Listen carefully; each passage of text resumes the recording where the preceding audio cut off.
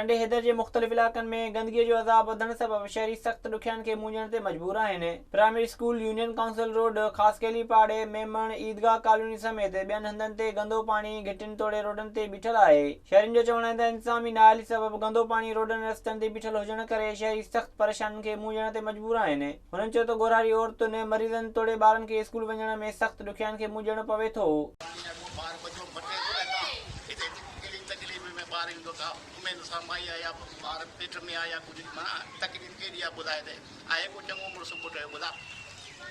घणो टाइम थियो आहे इहो? बाबा हिनखे घटि में घटि बरसाति में पयूं हुन जे वक़्त खां वठी अञा ताईं सफ़ाई कोन थी। बराबरि कोन्हनि न, असांजो त गस आहे, असीं चवंदासीं न भई असांजो गस आहे यार। अवां जो मुतालबो कहिड़ो आहे हींअर? असांजो मुतालबो को ॿार बचो सिधो वञे न। शहरनि चयो त गंदगी सबबि मलेरिया, डेंगी ऐं ॿियनि बीमारियुनि मुंहुं कढियो आहे। गंदो पाणी निकाल कराए परेशानियुनि खां बचायो वञे। विज़िट कयो अवामी आवाज़ मीडिया ग्रुप जी वेबसाइट awamiawaz.pk